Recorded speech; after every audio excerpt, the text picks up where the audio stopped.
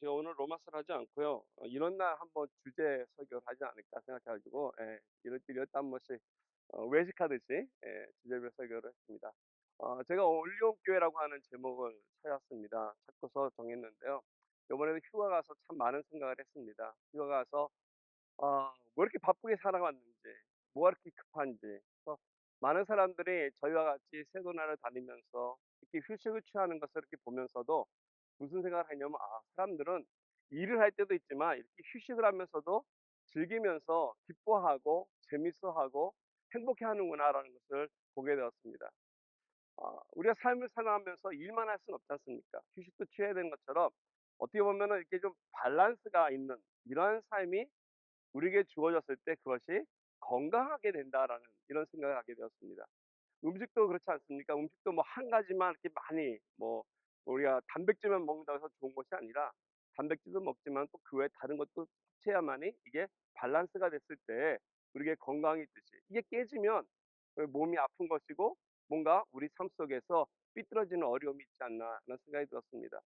근데 우리 영적 생활도 마찬가지인 것 같습니다. 우리가 영적 생활하면서도 이런 밸런스가 필요하다는 것이죠. 어떤 것을 해야만이 균형을 맞춰서 우리가 건강하게 살아갈 것인가.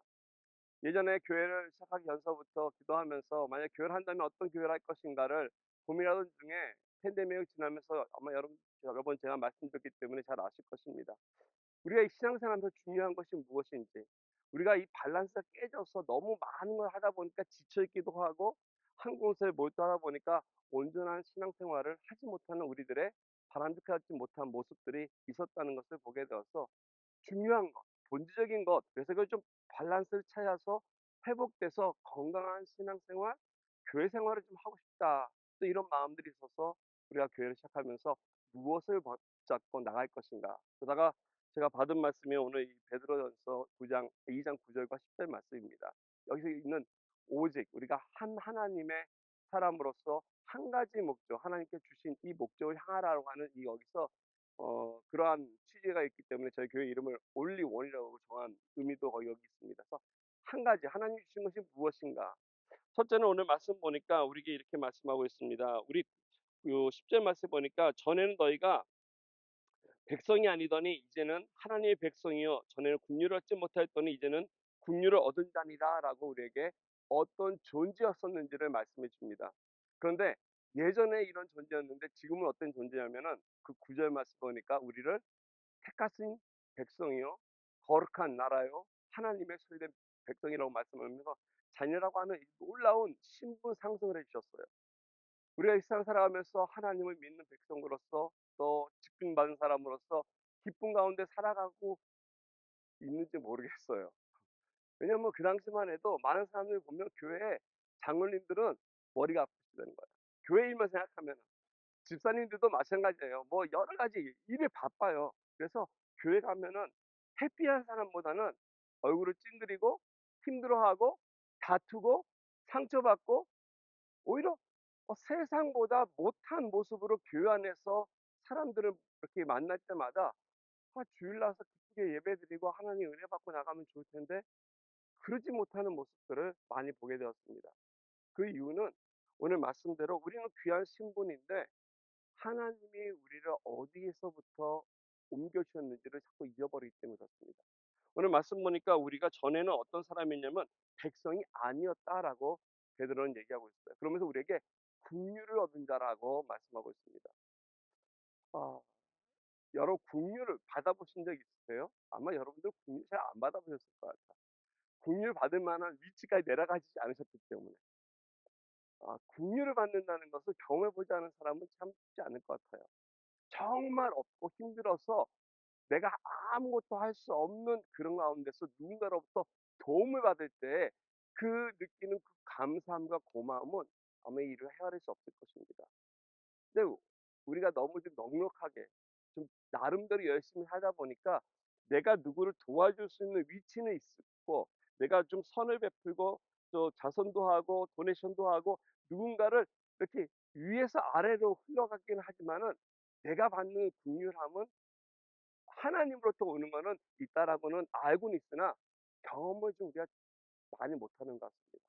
그러다 보니까 아직도 나라고 하는 존재가 좀 많이 클 때가 있어요. 근데 우리가 하나님 앞에 바르게 건강하게 살려면 내가 누구인지를 먼저 알아야만이 하나님께서 원하시고 기뻐하시는 이 귀한 일들을 이 땅 가운데서 이루며 살아갈 수 있을 것 같습니다. 근데 이것이 국률이에요. 이 국률을 우리가 경험하지 않으면 참 힘든데, 국률을 어떻게 경험하게 되냐면 누릴 줄 아는 사람이 먼저 국률함을 경험할 수 있다는 것입니다.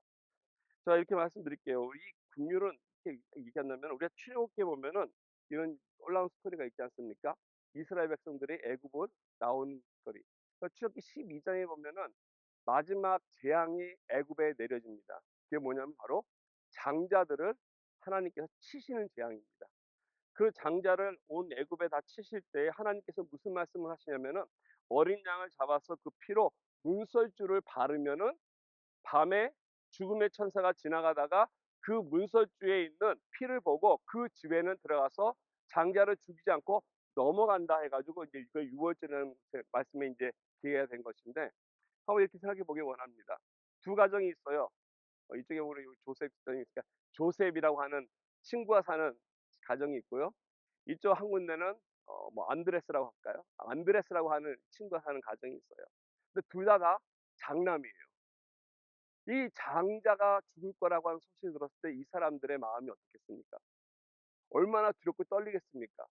이제 이 밤이 지나면, 이 날이 지나면 나를, 내가 생명이 없어질 거라고 하는, 내가 죽을 거라고 하는 소문이 파다하는데, 이거를 피할 수 있는 방법은 어린 양의 피를 뽑아서 피로 문설주에 치르는 거라고. 그래서 이 조셉과 안드레가 문설주에다 각각 다 피를 발랐어요. 그런데 이 조셉은 그 피를 바르고 나서 얼마나 기뻐했는지 몰라요. 이제는 내가 더 이상 죽음에서 걱정하지 않아도 된다. 왜? 이 하나님께서 말씀하신 대로 내가 어린 양의 피를 쳐놨기 때문에 나는 그날 더 이상 두려워하지 않고 내가 편안한 마음으로, 기쁜 마음으로 식사도 하고 친구들과 그날을 지낼 수도 있고 식구들과 함께 지낼 수도 있고 내가 하던 일도 할 수 있고, 그리고 내일 모레 내년 앞으로 나의 인생을 계획할 수 있는 귀한 기회와 찬스와 소망이 있다는 것을 통해서 얼마나 마음이 편하고 기쁜지 모릅니다. 행복한 것이에요. 그런데 이 안드레는 이걸 칠해놨는데 그걸 보면서 그러는 거예요. 이게 나를 지켜줄 수 있을까? 하나님은 치라고 칠을 했는데 고작 칠한 것이 이게 뭐 얼마나 대단한 거라고 나를 보호해 줄 수 있을까? 내가 내 목숨을 지키기 위해서 좀 더 갑옷을 입거나 내가 내 목숨을 지키기 위해서 무기를 들고 좀 어떻게 열심히 뭘 해야 되지 않을까? 이것만 바라고 있기는 너무 허전한 것 같다는 거죠. 불안한 거예요. 이게 뭐야? 이거 피칠한 게 이게 뭐길래 이게 나를 지켜줄 수 있지? 고민이 되고 근심이 되고 걱정이 돼서 밥도 제대로 먹지 못해요. 맛있는 음식 있어도 먹다가 체해요. 두근거려요. 자꾸 뒤를 돌아보게 되고 사람들의 눈치를 보게 되고 살피게 돼요. 하루 종일 힘들어요. 두근두근거리고 시간이 가면 갈수록 더 마음이 무거워지고 다시 나서 확인해 보고 이게 어떻게 나를 지켜줄 수 있을까? 그리고 그날 밤이 지났어요. 아침이 됐을 때 누가 죽고 누가 살아있을까요? 그랬을까요? 둘 다 살았어요.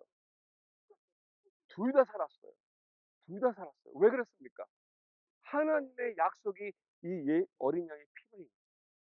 요한일서 5장 12절에 보면 예수의 생명이 있는 자는, 예수가 있는 자는 생명이 있고 예수가 없는 자는 생명이 없다라는 거예요. 근데 우리 많은 사람들이 어떻게 살아가냐면 마치 안드레처럼 인생을 살아갈 때가 많습니다.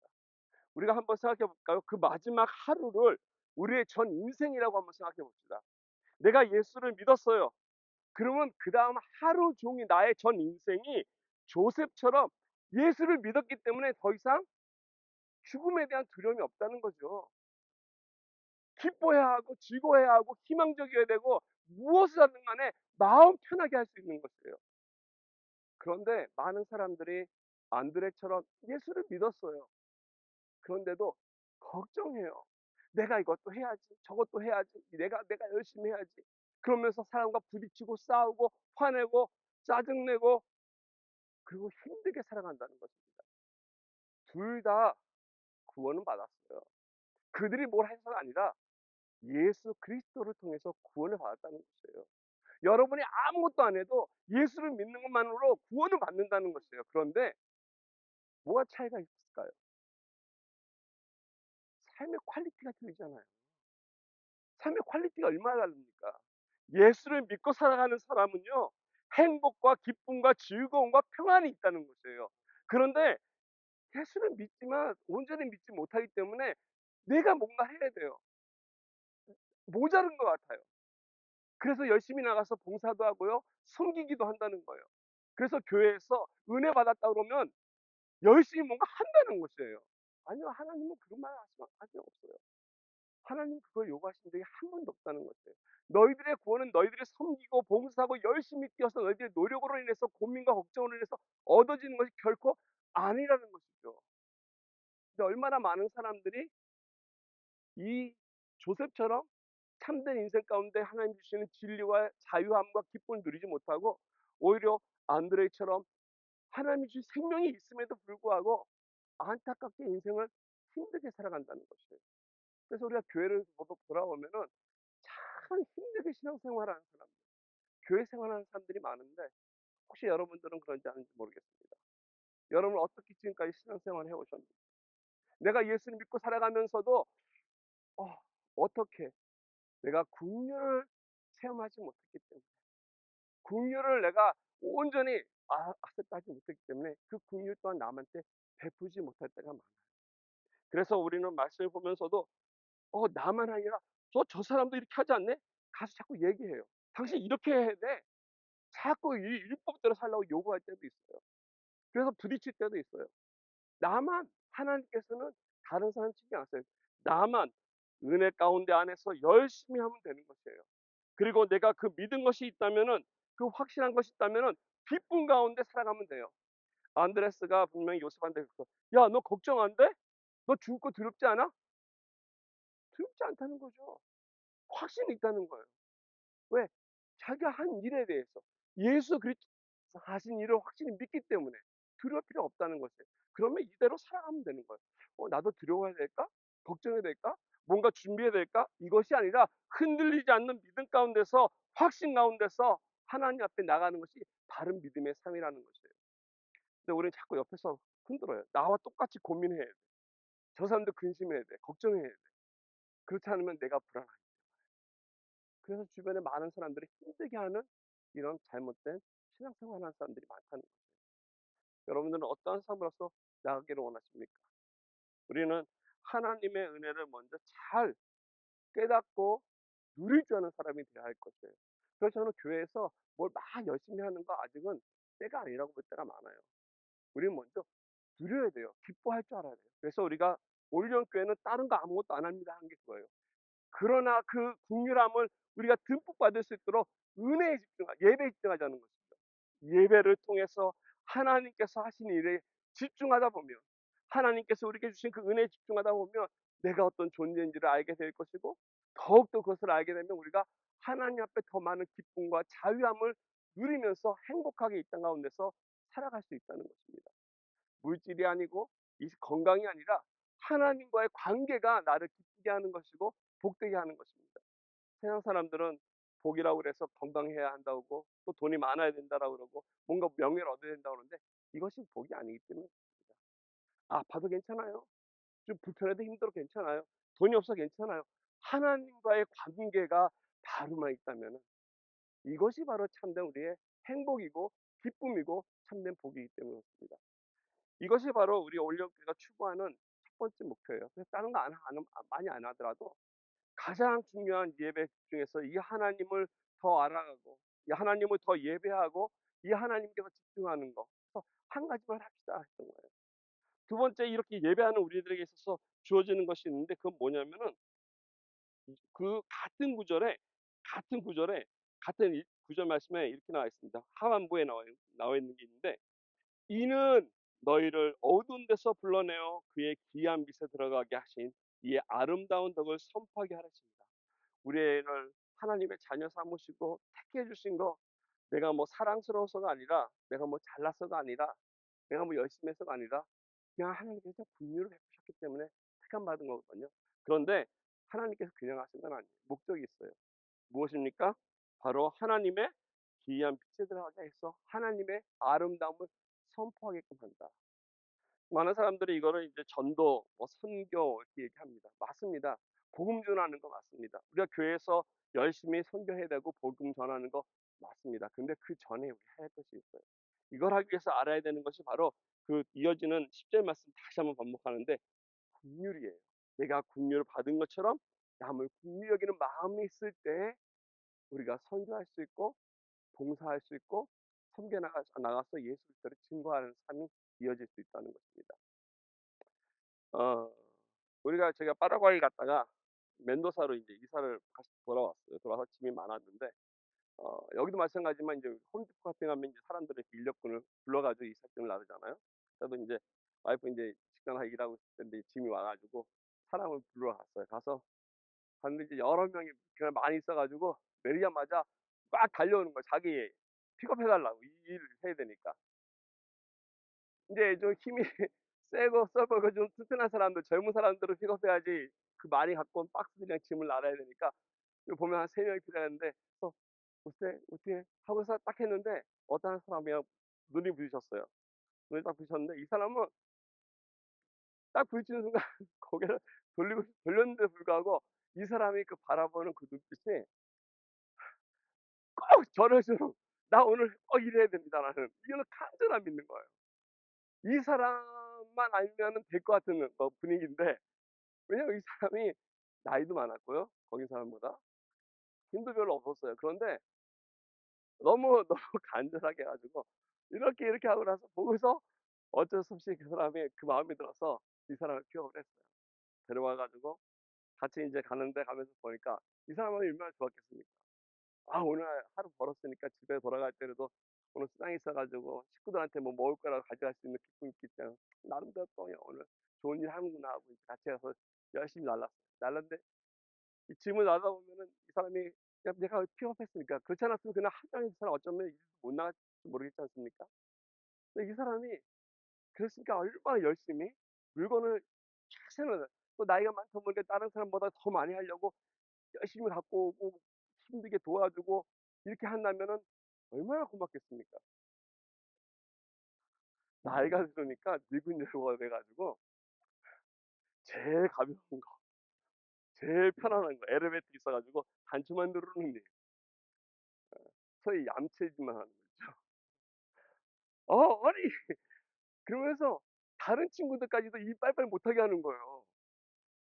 아 화가 화가 나는 거예요.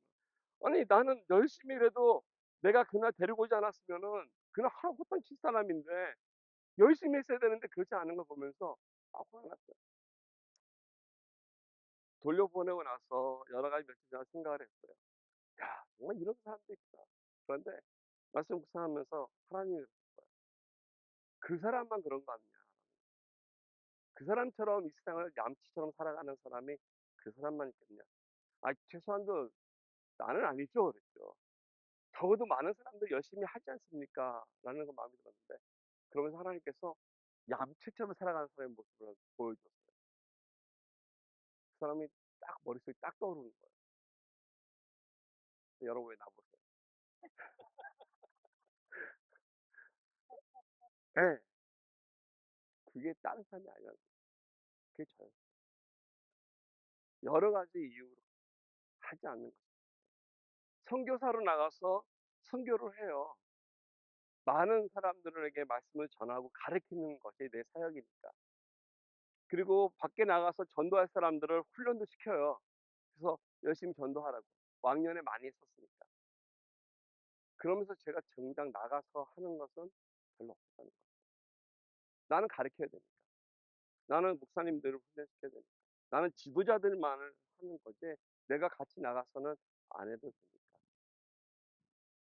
오늘 말씀에 보면은 우리를 향해서 하나님께서 나가서 삶 속에서 우리가 살아가는 모습을 보여줘야 되는데 그러지 못하는 모습이 너무 많다는 거예요. 내가 은혜 받은 대로 살아가야 되는 거예요. 복음이라고 하는 것이 예수를 전하는 것만이 아니에요. 복음이라고 하는 것은 그 복음, 국류를 받은 대로 살아가는 거예요. 그 살아가는 그 모습이 예수가 아니라 모든 삶의 모든 영역에 다 드러나는 거예요. 물건을 살 때 또는 사업을 할 때 사람 관계에서 어느 모든 것에 그 하나님의 국률과 사랑이 흘러나가서 그 모습이 가는 거지, 꼭 나가서 전도지를 들고 "예수 믿으세요."만이 해야지만이 전도하는 것이고 어디 가서 가르쳐야만이 선교하는 것이 결코 아니라는 것이거든요.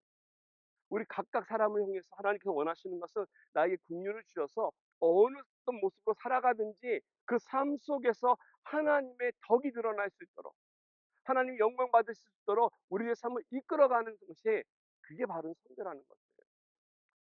ANC 왔더니 선교 많이 나가요. 근데 여기 안에서 선교하지 않아요. 여기 안에, 여기 LA 살면서 많은 우리 히스패닉 사람들 대하는 거 보면 정말 힘들게 대할 때 많아요. 하대하고요. 멸시하고요. 그런데 저쪽 멕시코 가면요, 또 달라요. 애를 막 하면서 막 안아줘요. 여기서 왜 안 하냐고요. 그거는 선교가 아니에요. 그건 복음이 아니에요. 그건 하나님의 덕을 사랑하는 것이 아니에요. 어디가 되든 간에 우리 삶 속에서 누구에게든 간에, 그것이 나의 가족이 되든 교회 공동체가 되든 사회가 되든 꼭 예수를 전하는 것이 아니라 내 삶 속에서 누군가 향해서 좀 더 배려하고 이해해 주고 참아 주고 믿어 주고 그리고 기도해 주고, 물론 그 사람이 실수할 수도 있고요. 나에게 상처 줄 수도 있지만은 나는 예수가 있잖아. 그래서 그 예수 때문에 그 상처가 오더라도 나에게 위로가 되고요. 회복이 돼요. 오히려 상처 준 사람이 불쌍한 거죠. 나에게 화를 내게끔 할 수도 있어요. 그러나 난 생명이 있잖아. 예수가 있잖아요. 그래서 예수님으로 인해서 나는 인내할 수 있다는 거죠. 이게 바로 복음대로, 이게 바로 오늘 말씀대로 내가 하나님의 덕을 선전하며 살아가는 삶의 모습이에요. 그래서 저희 올리브교회는 많은 거 하지 않고 딱 두 가지 합시다.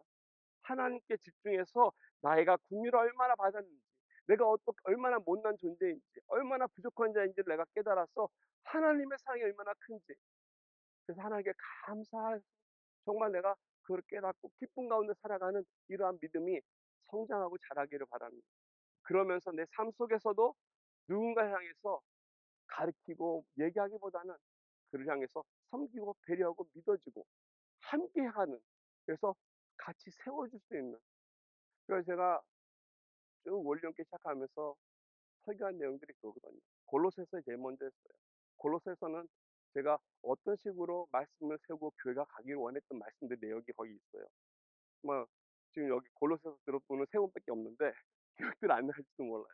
골로새서 말씀을 나눴어요. 왜냐면 그게 이제 그 비전이었기 때문에. 골로새서 말씀을 나누고 나서 그 하나님의 사랑에 대해서 얘기하고 싶었기 때문에 호세아서를 그다음에 나눴던 것이에요. 호세아서는 정말로 이 성경 그 어디서 본다도 하나님의 사랑이 철저하게 나와 있어요. 그 다음에 한 것이 우리 교회가 어떤 모습으로 세워져야 하는지가 필요했기 때문에 고린도전서와 고린도후서를 이렇게 나눴어요. 그러면서 이 교회를 역사하고 이끌어가는 것이 우리가 아니라 하나님이 하신다는 것을 알기 위해서 여호수아를 같이 말씀을 나눈 것이에요. 그러면서 우리가 살아가야 할 것이 복음이기 때문에 로마서를 같이 지금까지 나누고 있는 것입니다. 그래서 말씀을 하나하나 지금까지 오면서 이렇게 셋업이 되는데 여러분 기억하실지 모르겠어요. 네, 이런 말씀들이 우리에게 잘 영향이 되어서 내 삶이 조금씩 조금씩 성장하고 바르게 가는 것. 우리의 성에 많은 일을 하는 것이 아니라 하나님께서는 먼저 하나님께 집중하기 원하시고 내 삶 속에 그 하나님의 국률하심과 그 사랑이 흐르기를 원하시는, 그래서 하나님의 아름다운 덕이 알려져서 기쁨 가운데 영광 받기를 원하시는 모습이 우리 하나님이십니다. 그러한 올리온 교회가 되기를 우리 주님의 이름으로 함께 이뤄가며 축원드립니다. 기도드리겠습니다.